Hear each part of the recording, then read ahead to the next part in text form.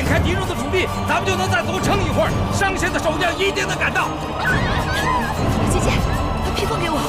对，月公主说的对，这披风是万万穿不得了。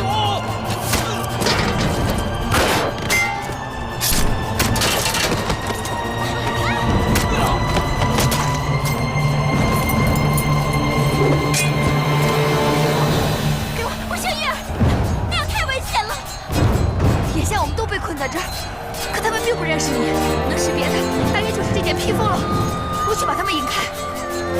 一人为己，总比大家设想要强。别动点奴婢，好歹是一个人的性命，就由奴婢去吧。刀剑无情，小冉眼下是我唯一担心的人。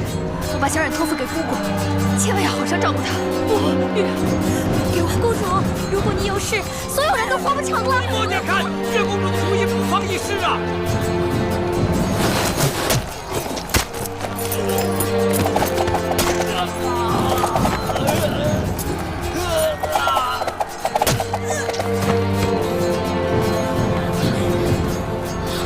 大家的命，请受奴婢一拜。月公主舍生取义，救他人于水火，蒙袄汗颜。将军不必多言，姐姐珍重，你自己小心。姐姐，月儿，走，你们保护月公主的护卫。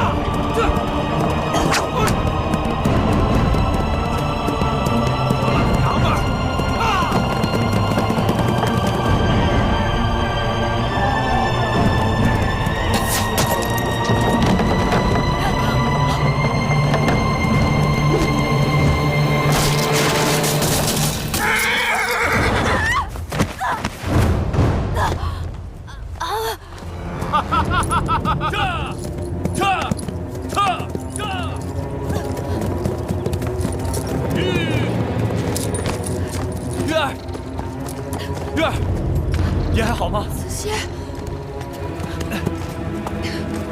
月儿，你快走，这里有我挡着。不，子歇，子歇死，不能让月儿死。你快走。不，要死，月儿和子歇一起死。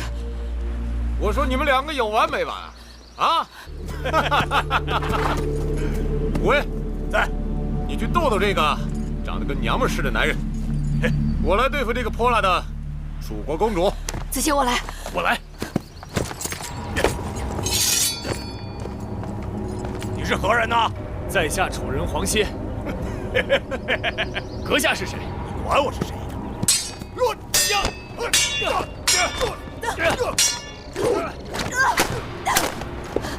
子熙小心！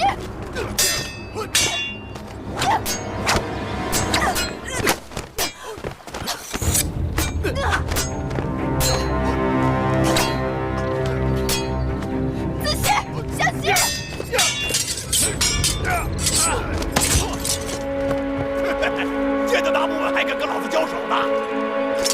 去见！你那个男人是不中用的东西，不如跟随本王吧。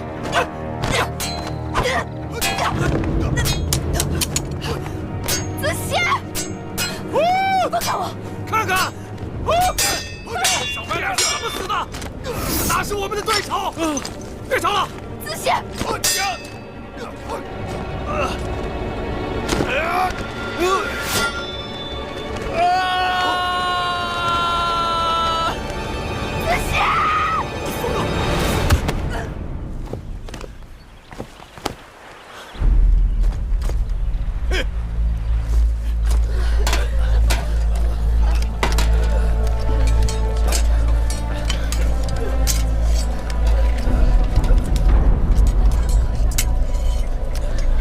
没事吧？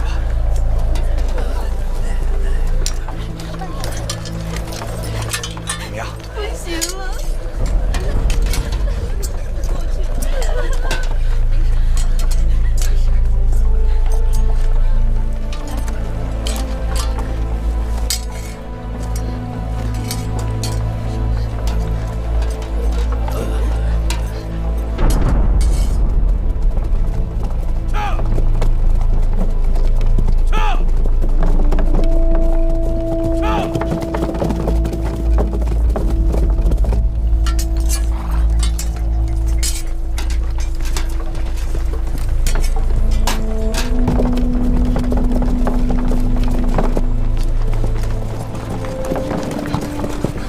大良造，将军，黎叔公主眼下如何？安然无恙。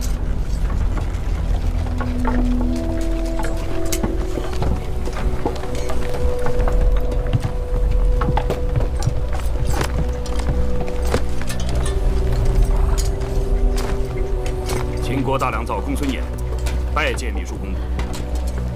公主，公孙衍救驾来迟。大良造，月公主，月公主带人去引开了敌戎，先不知去向，怕是凶多吉少，还望大良造能够快派人去救他。原来如此，叔公主请放心，微臣马上派人去寻找公主。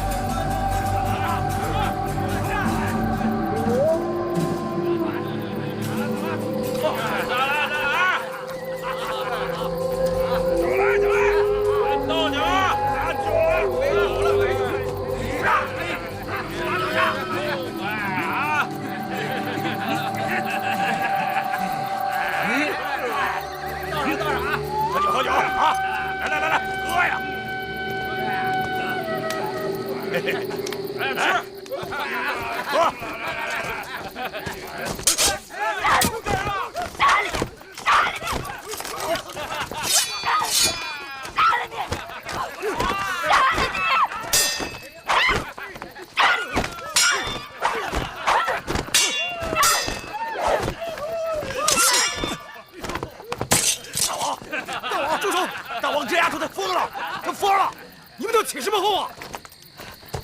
大王，大王，大王小心啊！疯丫头！放心，有我在，定不会让他伤了你。不过你记住，我不在，你也不许伤他一根毫毛。还有你们，都记住了吗？是。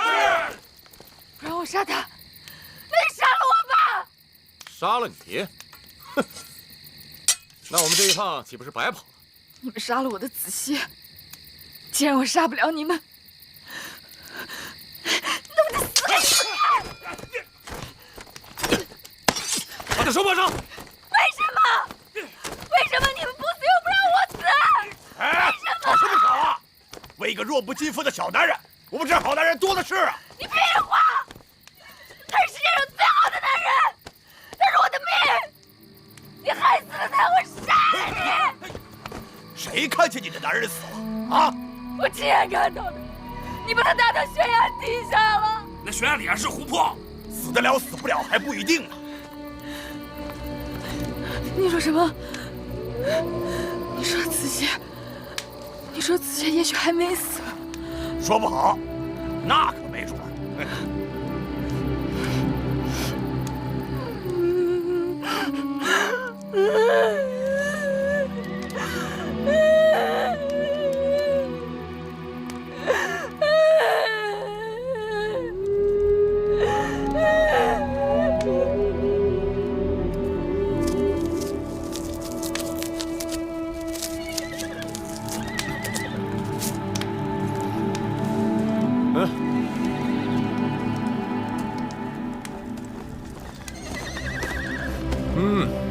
真香啊！拿着。不饿呀？不饿我可饿了啊！真香。你们为何要抓我？自然是为了钱。你不像是普通的劫匪，你们到底是什么人？你猜猜。披发左衽，必为虎祖，北狄西戎。你们是狄，还是戎？丫头，看来你有点学识啊。东胡、林胡、楼烦，白狄、赤狄，西戎，还是义渠？义渠。义渠？义渠在秦国之西北，怎么跑到东南面来袭击我们？你知道你们袭击的人是谁吗？难道你们吃了豹子胆了吗？这买卖做得值啊！为了你大秦王后。哼，那你就大错特错了。什么意思啊？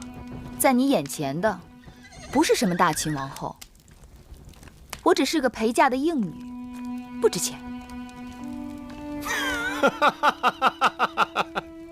你骗谁呢？啊，性子如此强悍，见识如此不凡，若非楚国公主，哪来的如此心性和教养？哼，你若不是王后，那这天底下就没有女人敢居于你之上了。哼，若是王后，身边怎么可能只带这么少的护卫？如此轻易落入你们的手中。不错，我的确是楚国公主，不过我是庶出为应。王后是我的姐姐，在被你们袭击的时候，我换了她的披风，为了引开你们。她此刻应该已经到商县了吧？哼！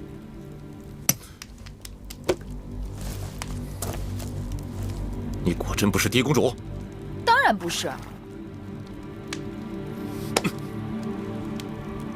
抓你的时候我就起过疑心，如果你是嫁于秦王的新王后，哪会跑来这么一个小男人为你拼命？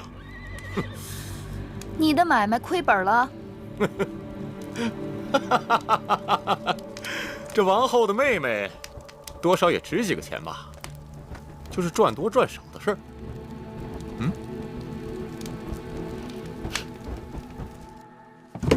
来，给你搬上车啊！哎，好，这箱子好沉呐！时间啊！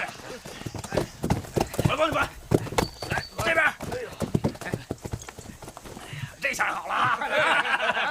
回去等大王赏赐吧！啊，哎，可不少啊！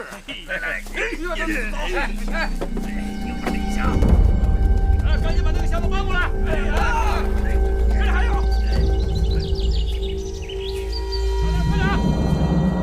快点！过来，我们来人呐！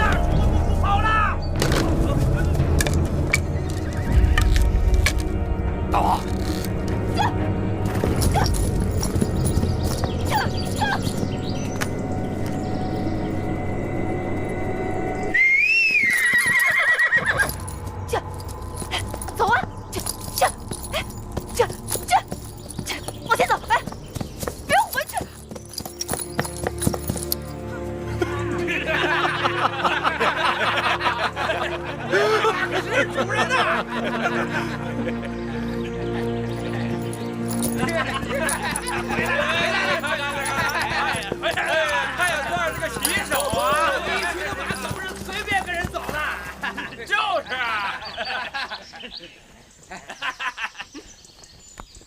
都算了吧。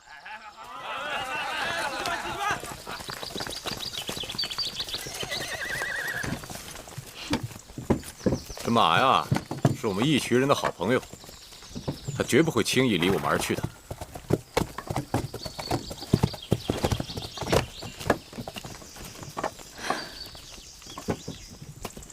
既然你这么喜欢黑子，那我就把它给你骑吧。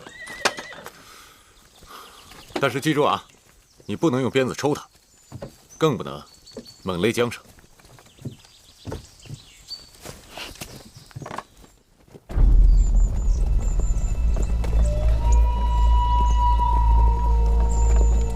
丫头，这一路走了这么久了，怎么也不说话呀？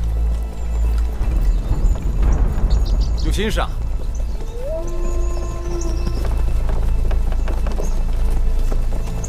哦，我知道了，害怕了，不敢说话了。大王，大王，玉，大王，前面就是大三关隘口了，不知道秦人会不会因为迎亲队伍被劫，不让我们过关呢？别担心，他们的耳目应该没那么灵光。再说了，我们带了那么多好东西，不用跟他们硬拼，我自有办法。这就是过关的符节，拿给他们看。好，去吧。呵，呵，哈。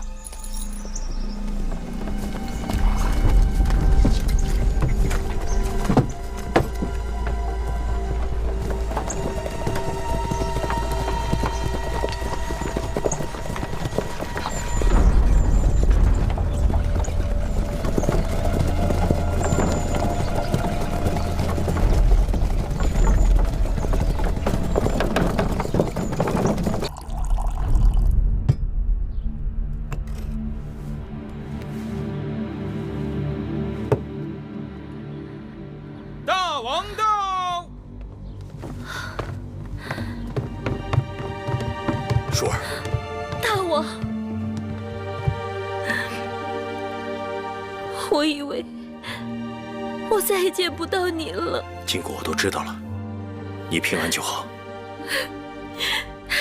求大王救救月儿！月儿，大王，月儿就是那个会使软鞭的小丫头。听说这次全靠她穿着舒公主的披风引开了一群人，才保住了公主的周全。寡人记得她。来，既然如此，义渠那边要想想办法。大王不妨找大良造公孙衍商议一下，让他推荐个合适的人选。公孙衍一直主张与魏国亲近，反对与楚国联姻，恐怕对此事不会热心。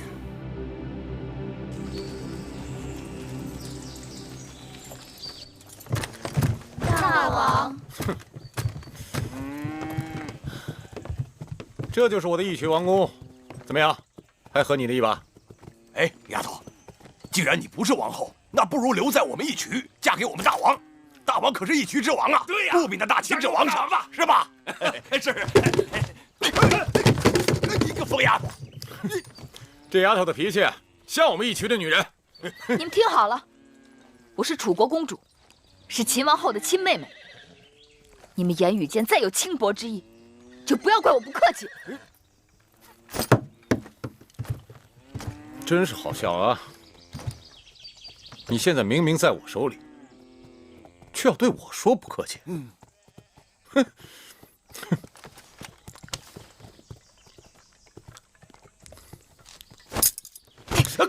大王，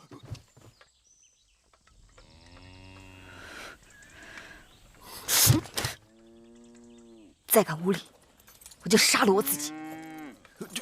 哎，别，我不动啊！滚出去！你这是何苦呢？我不就是把你抓回来了吗？我又没对你怎么样，你干嘛要杀我？又要死给我看？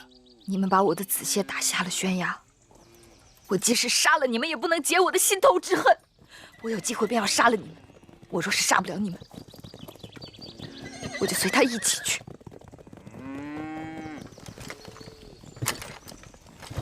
你以为本王缺女人非你不可呀？本王让你看看。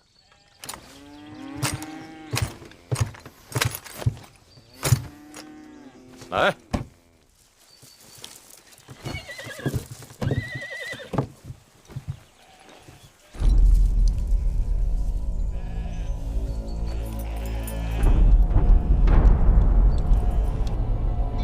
去年义渠王翟离的叔父曾到咸阳，请求我大秦助他一臂之力，夺取王位。大王没有允诺。照理说，那义渠王是得了大王偌大的好处的，理应知恩图报，怎会突然起意劫持新王后的迎亲队伍？此事的确有些蹊跷。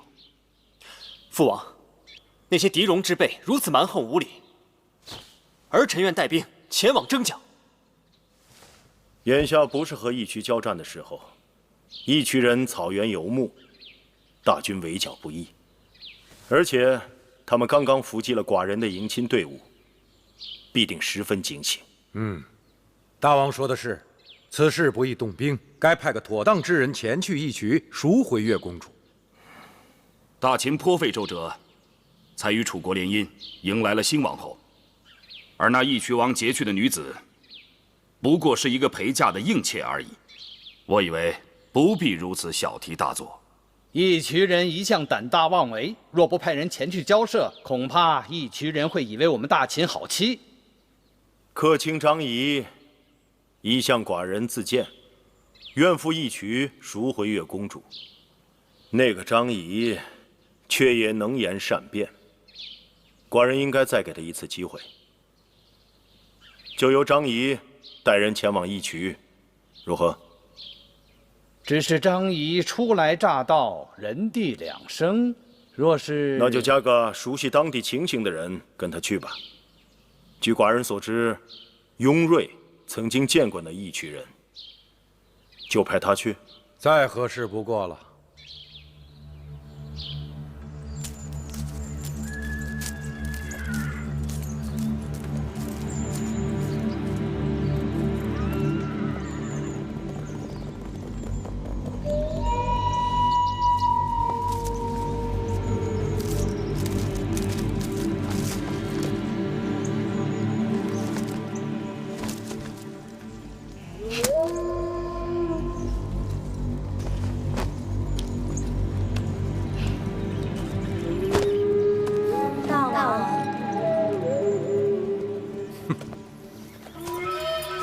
公主，这2日住在我这儿，没什么不习惯的吧？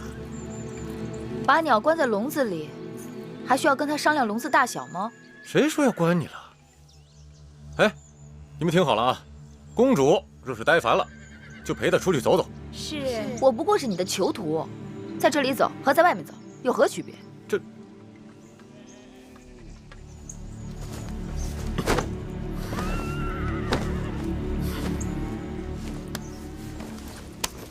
你看，我的手下把你当成贵客，以礼相待，这你就算真是个狄公主，嫁到秦国做王后，也不过如此。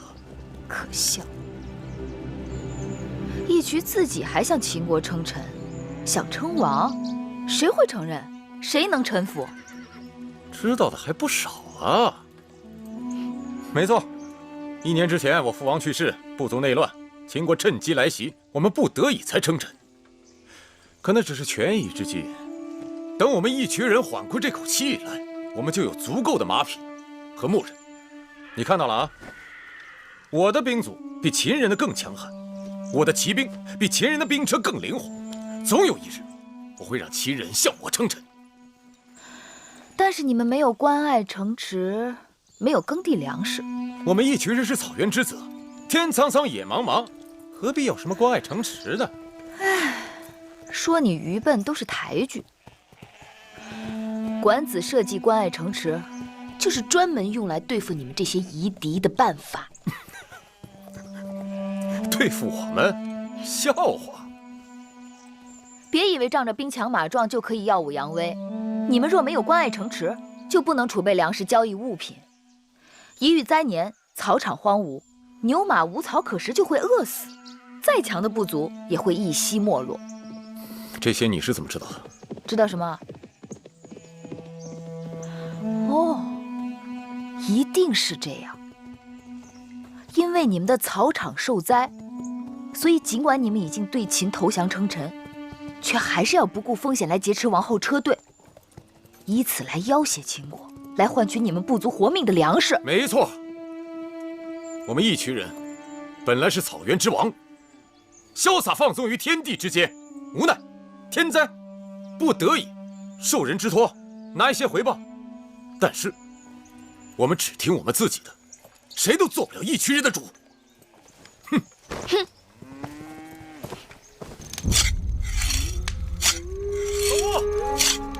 老布，是吗？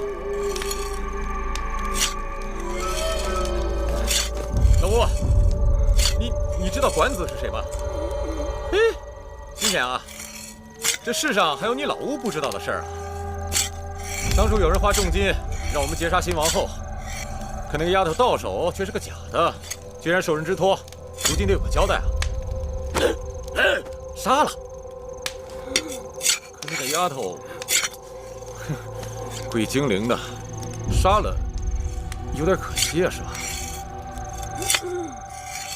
哎，你看着我喜欢她了，可她一个笑脸都不肯给我，还一心要杀我。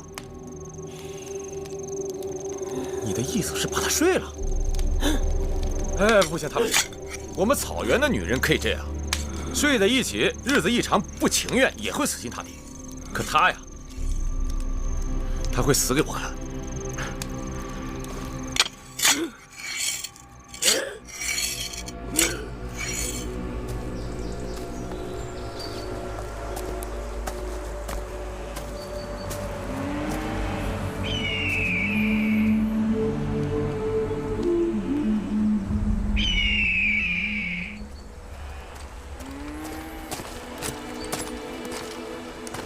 大王，秦王派来使者来跟我们谈赎人的事儿。秦王真的派人来赎他？正是。走，去看看。是。秦国使者张仪、雍瑞、嬴华见过义渠王。雍公子见过，算是朋友。公子华也是如雷贯耳。哼，你是谁啊？这位是我们大王新请的客卿张仪。没听说过。哈，义渠人热情好客，可义渠王让我们站在这里，这不是待客之道吧？好，坐，都坐吧。上奶茶。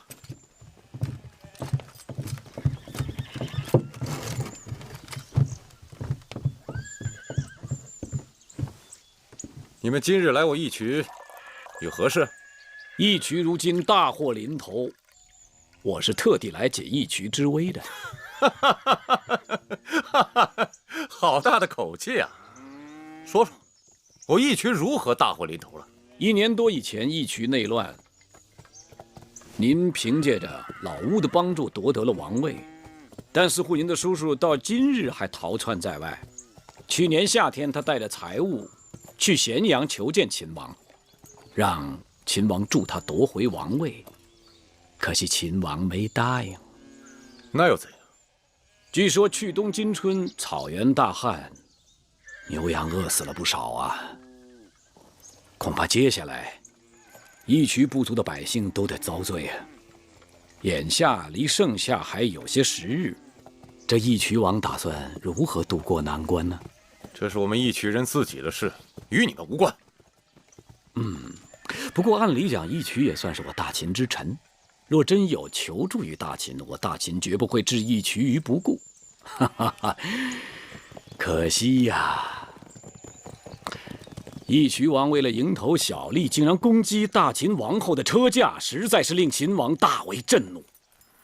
设想，倘若此时外有秦军讨伐，内有百姓灾荒，岂不是您的王叔重夺王位的最佳时机？再说，义渠王，您毕竟年轻，在义渠部族里，您叔叔的威望似乎更为显赫些啊。照你这么说，你们秦人是要助我王叔与我为敌了？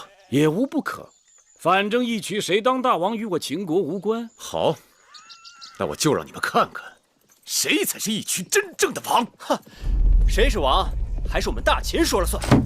有我在，看谁敢跟大王作对！你们劫持新王后车马，犯上作乱，没即刻兵戎相见，也是你们大幸。好我吃奶的小娃子，来讨伐爷爷试试又如何？公子稍安勿躁，虎威将军火气也太大了点。来，喝杯奶茶。义渠人的东西口味太重，我喝不过。你放肆！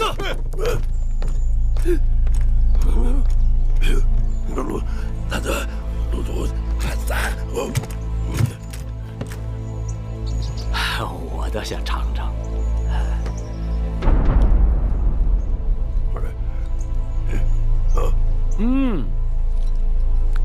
秦国眼下与赵国、魏国、韩国都不和睦，哪有心思来管我义渠啊？哼！如若不然，今日来的就不是你们几个人了，而是前来讨伐的大军了。说得好。是他告诉您的。老吴精明啊，难怪来之前就听说义渠实际上是老吴做主。张仪失礼了，哎呀，失礼了，老吴，失礼了。老吴视我如子，我视老吴如父，你这种挑拨没用。说吧，你们准备出多少钱来赎那个女人？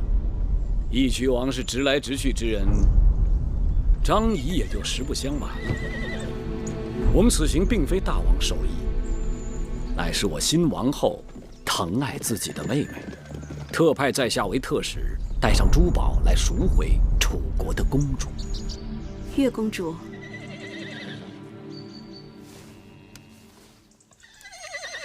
打死你个偷羊小贼！打死你！让你再来偷羊，看我怎么收拾你！什么声音？让你偷！听说是抓住偷羊的小贼了，那个小贼可狡猾了。我们以前这边常丢羊，还以为是被狼叼走了呢，没想到却是个小贼偷的，还是个被狼养大的小贼，带着狼群一块儿来偷的。让你偷！带我去看看。让你偷羊！让你偷！住手！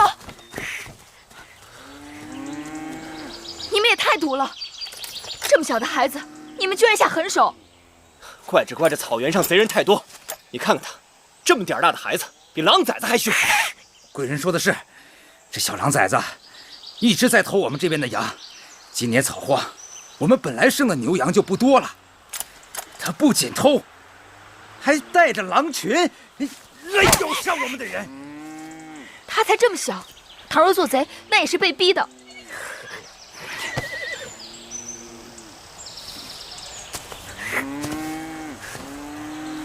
别怕，我不会伤害你的。他不懂人语。不怕，你别怕。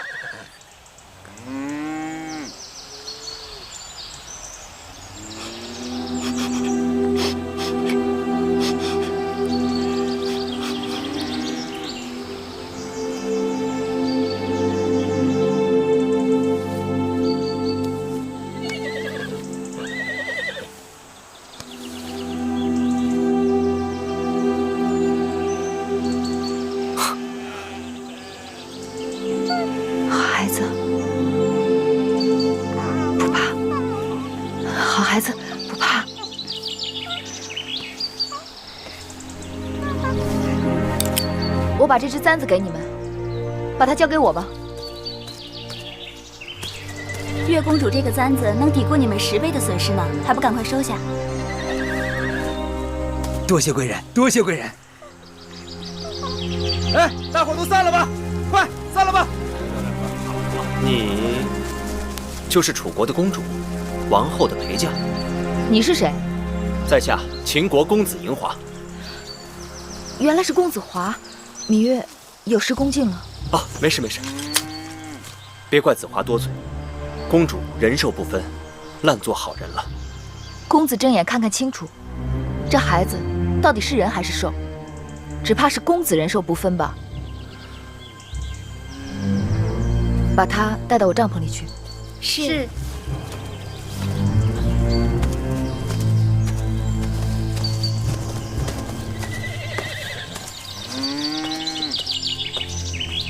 为了向秦国表示我们的诚意，我们劫的东西可以还给你们，但是我儿郎们总不能白跑，辛苦钱总是要给的。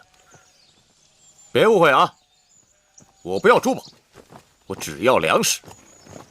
本来我打算把那些珠宝和丝绸锦缎送到赵国邯郸去，换些粮食。粮食可不一般呢，要粮食需大王恩准，那得看义渠王拿出什么像样的东西来，能让我们大王恩准给你粮食。如果秦人真心与我交好，我可以答应你们，10年之内，我义渠绝不再与秦国为敌。就这一句？你还想怎样？我义渠人说话算话，绝不反悔。善。王后的妹妹呢？那个别想啊，那个女人，我要自己留着当王妃。这就是义渠王的不对了，我们专程为他而来，你这样做太不够朋友。哎，算了算了。哎呀，我张仪初担大任，没想到连王后交代我这点差事都没办成，真是惭愧呀。算了，既然你们执意要将楚国的公主留下，那我们方才的交易就一拍两散。啊，我这就回去，您就只当我没来过。至于今年义渠部族的百姓过不了春天，又或是令王叔求到我们秦王帮他夺回王位，这一切跟我张仪都无关。哎，雍公子，咱们喝了这杯奶茶就告辞了吧？啊，不行，那个女人是我的，我要留下来。老吴这个事儿你别管。雍公子，咱们不急，我看他们已经动心了。老吴，哎呀，雍公子，我看我们就3000车，换那个女人。 500车已经是极限，没有1000车，本王不换。漫天要价，就地还钱。如果大王不想换，根本连这个价都不会出。800车不能再少了，600车不能再多。岂有此理！600车都不够我们熬到初夏的。怎么熬不到呢？600车粮食再宰杀些牛羊，不就熬到了吗？宰杀牛羊，那明年我们吃什么？ 义渠王与其把精力放在明年的牛羊身上，莫不如把精力放在眼下义渠部族男女老幼已经饿空了的肚子上。杀了你！杀了我，今年义渠得死1半人，至少。你以为我们义渠人只得跟你们秦人做交易吗？我什么都没以为，我只是想提醒义渠王，这是眼下成本最低、最划算的生意。如果你眼下跟赵人合作，卖掉你那些抢来的东西。 且不说路途遥远，光粮食在路上就要耗掉1半，更何况秦楚联姻，天下皆知。你抢来的那些东西，在书简上都有清单。我看谁敢冒着得罪秦楚2国的危险，收购你那些赃物，那可都是秦王后的嫁妆啊！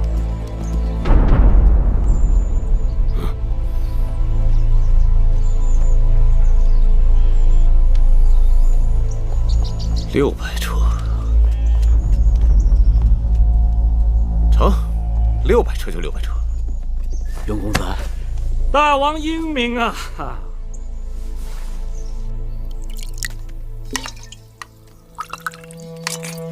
你饿吗？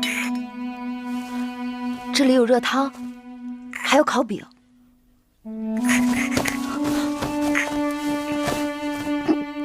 慢点吃，别噎着了。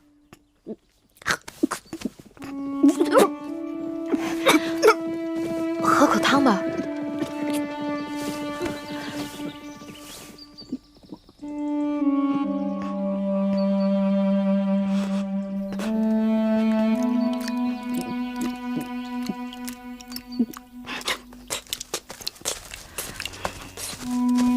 月公主，你们秦国的人来了，要带你回去。哦，我知道了，别怕，他不会伤害你的。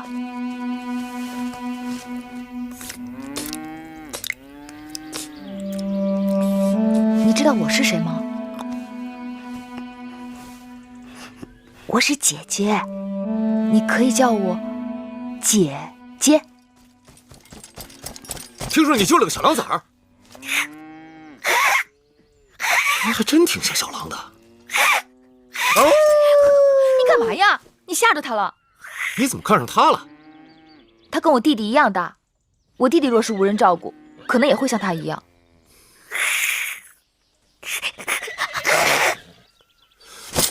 你干嘛？哎，你放下他！放开他！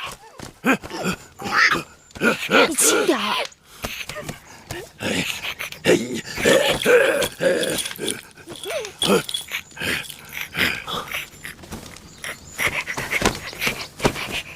他说什么呀？他说啊，他很聪明，通晓人的习性，应该是跟人一起长大的，只是这2年才混入狼群当中，跟狼一起生活。只要把他送回人群当中继续教养，他应该可以跟其他孩子一样。少司命保佑，可怜这孩子。既然你这么喜欢他，给他起个名字吧。你说你怎么这么小就有白头发，简直像小狼一样。我叫你小狼好不好？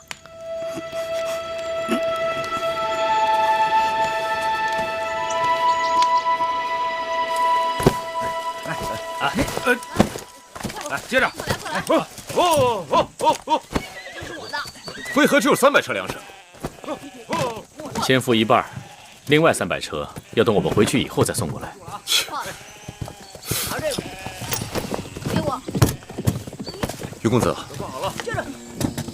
管子是谁？管子啊，齐国的国相，曾经辅佐齐桓公尊王攘夷，成就霸业，是他独创的轻重术与盐铁法。来了。什么是轻重术？敛轻散重，低买高卖。管子曾使用轻重之术，不费吹灰之力，就将鲁、梁、莒、来、楚、代、衡山击垮。哎，等等，你给我解释一下。义渠盛产狐皮，如果我向大王高价购买狐皮，那么义渠的子民就都会跑去猎狐挣钱。到那时候会发生什么事呢？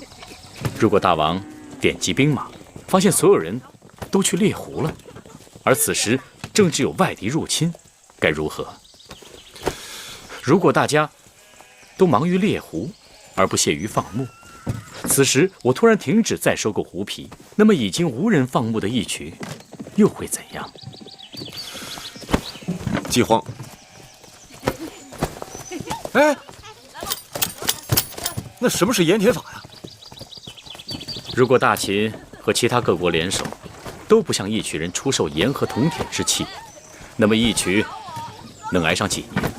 断盐1个月，不足必乱。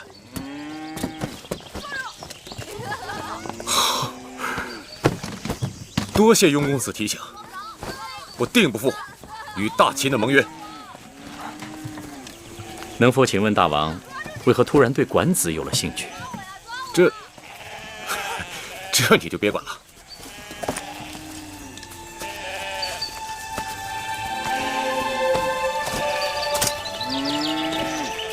张仪拜见月公主。张子，真没想到秦王会把这差事派给了你。是啊，想当初月公主发重誓与张仪永不往来，没想到这么快就又见面了。你千里迢迢来义渠救我，我谢你。但我也救过你，咱俩互不相欠。啊，不，我赎公主回去是分内之事，公主救我乃再造之恩，所以这辈子张仪都欠你的。回了咸阳进秦宫，说不定你和张仪还会经常见面的。张子错了，咸阳我会去的，但秦宫我是不会进的。月公主把话又说早了，身为陪嫁应妾进秦宫，理所当然。嗯。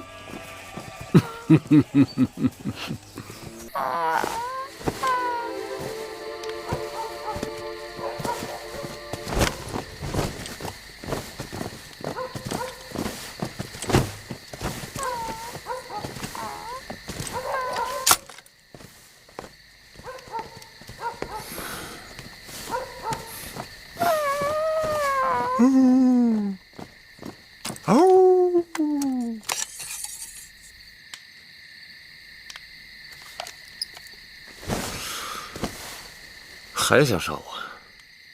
杀人是要靠机缘的。如果你还想杀我，就得祈祷长生天，让你我还能有机会再见面。既然已经做了一次好人，那不妨好人做到底，让小狼弟弟跟我走。这孩子是我们义渠的人，哼，他的事我做主。你想用小狼来要挟我？趁我还没改变主意，明日你们赶紧走人。虽然我们一群人不会轻易为一个小女子让步，但是买卖做完了，有后悔的事情是有的。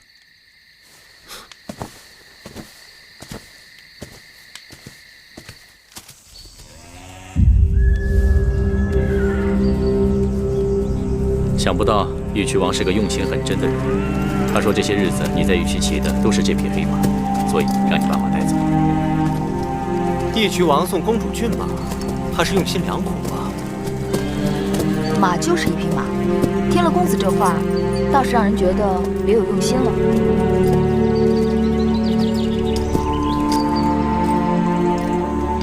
时候不早了，月公主，请上车。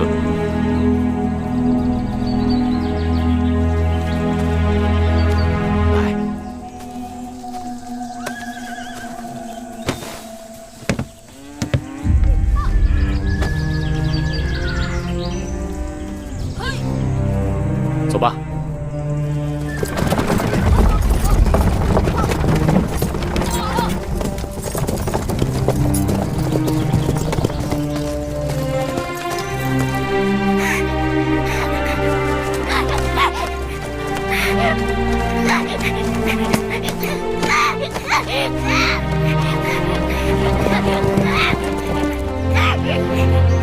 别叫了，他走了。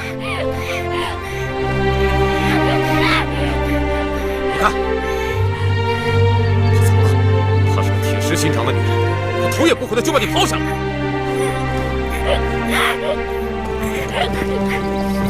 她说她是你姐姐，我把你留下来，竟然连眼泪都没掉。他在咸阳还有个弟弟，你只是一只狼，又不会说话，估计他见到他那个弟弟，很快就会把你忘了。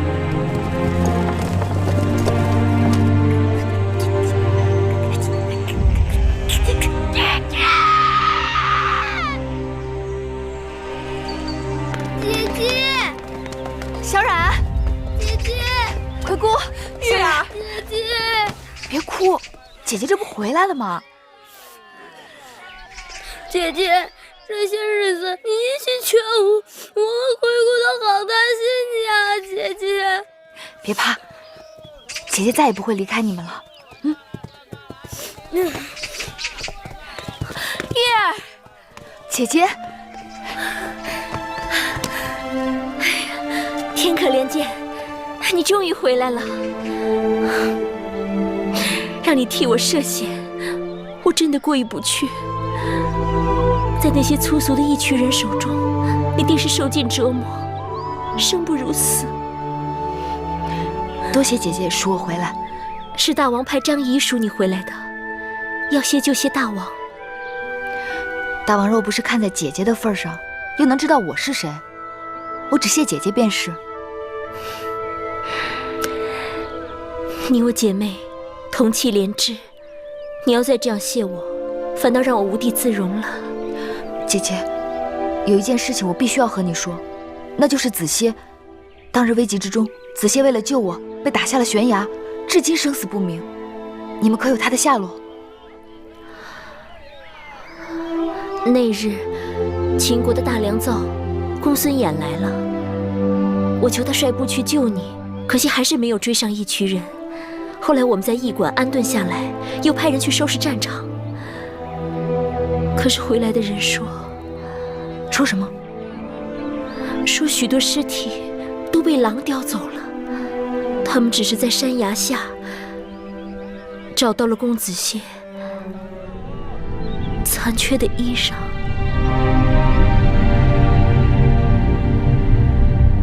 我要去找他，我必须要去找他。哎，妹妹，送亲路上耽搁了10日，新婚大典会另择吉日。我让大王派人与你同去，快去快回。多谢姐姐。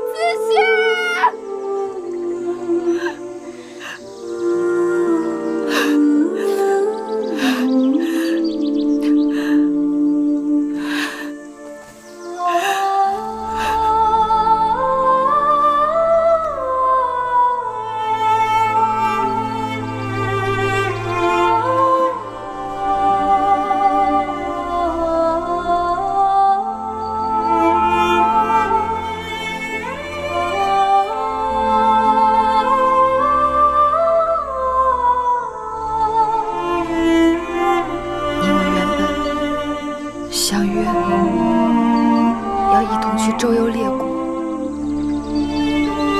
现在你去不了，我会替你完成这个心愿。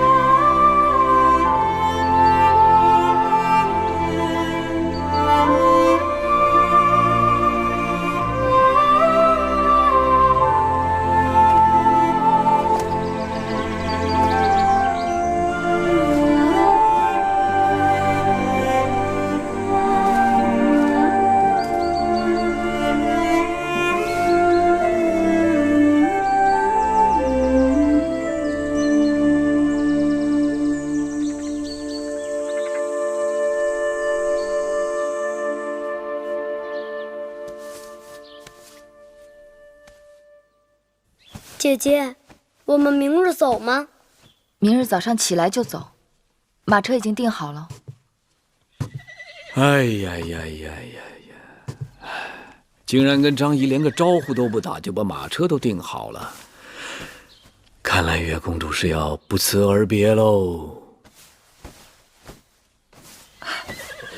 张子来了呀。奴婢给张子倒杯水。不用倒水，我是厚着脸皮不请自来的，他都不搭理我，还喝什么水呀？张子若不来，奴婢也要去张子府上一趟，谢张子搭救月公主之恩。魁姑不要谢我，这趟跑腿回来，舒公主已经给了我不少赏赐，秦王也对我青眼有加。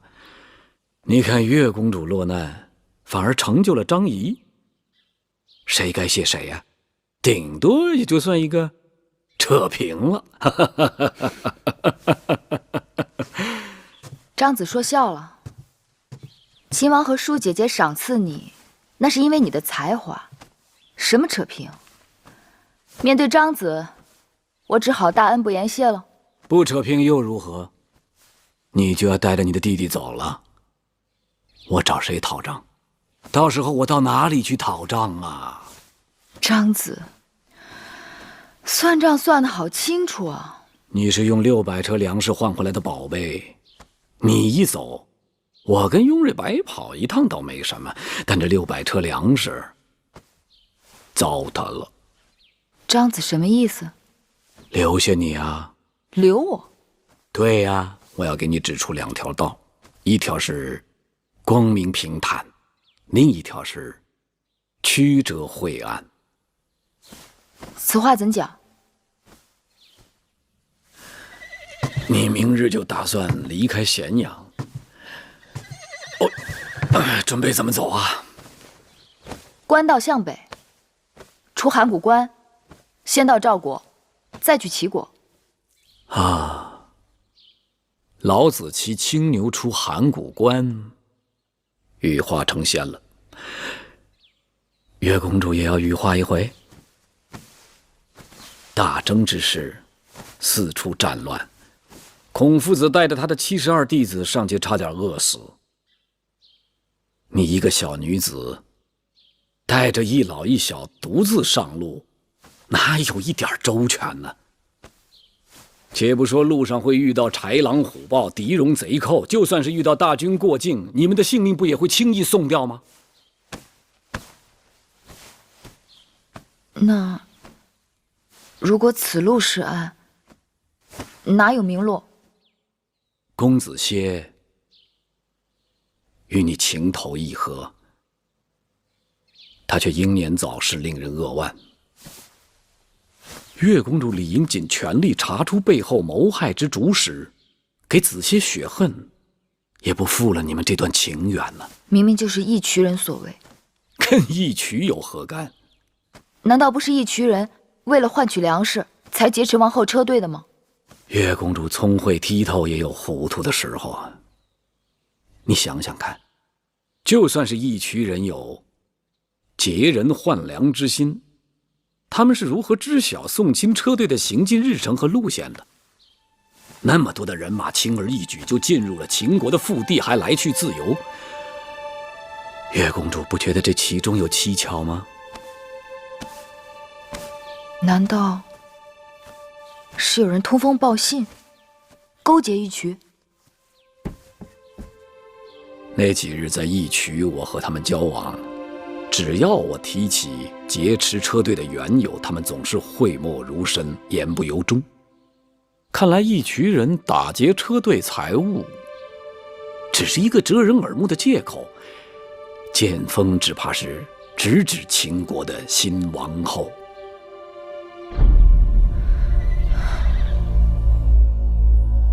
张子说的在理，既然打劫，就应该死死缠住辎重车队。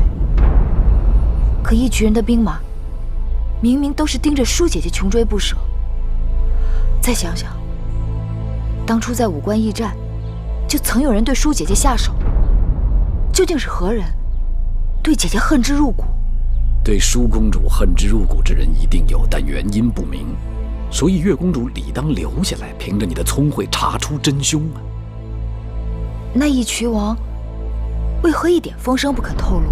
在我看来，义渠王一定知道其中之厉害。他之所以不说，要么是有承诺在先，要么是因为那人位高权重。你们在武关驿馆逃走的那个下毒厨娘，一定有来龙去脉。受何人之命，跟何人联络，被谁庇护？舒公主如今跟秦王去讨公道，一无人证，二无物证，于是投毒下药之事就成了悬案。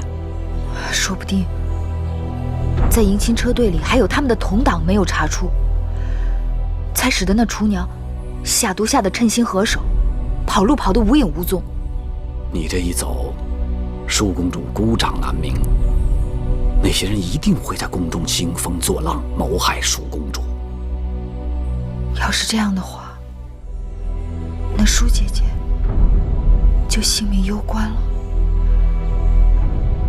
月啊，你可要想好了，我们这是好不容易离开楚宫那是非之地，你却又要进秦宫的虎狼之窝。舒姐姐待我情义深重，我至今无以回报。更何况，我若是能细心查出真凶，也可以为子歇伸冤报仇。既然你主意已定，那只好如此了。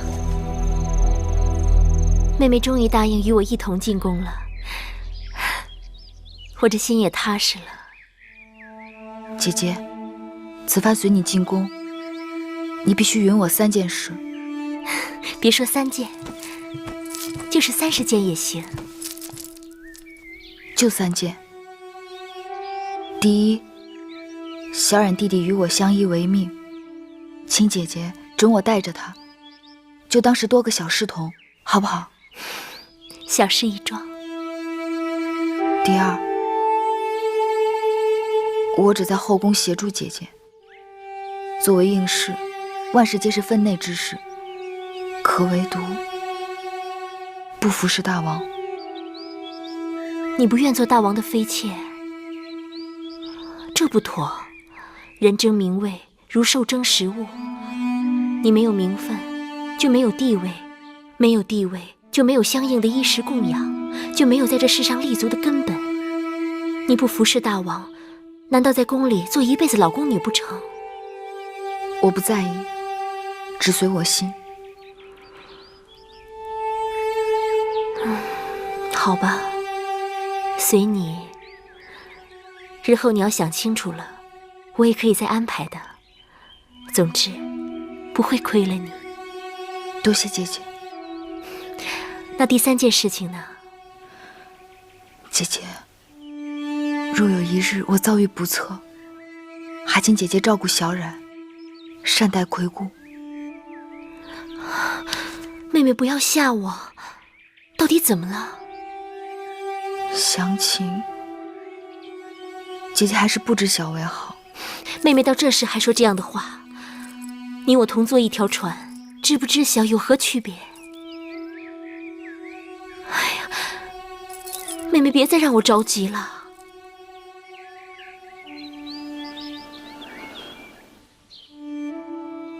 姐姐，在官道上伏击你的人，就是害死子歇的人。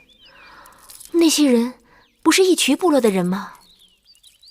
那义渠人也一定是受人指使，那背后之人必定是在咸阳，很可能就在秦宫之中。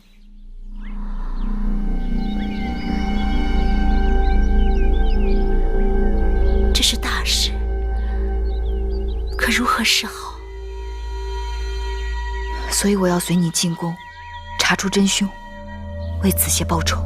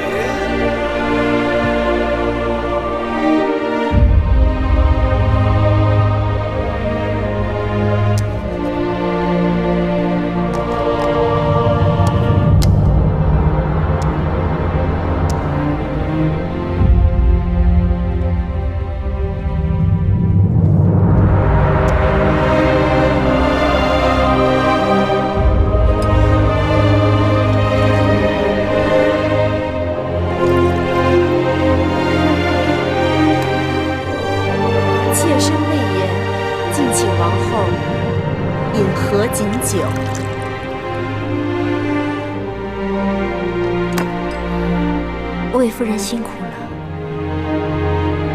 大王，请也合卺酒。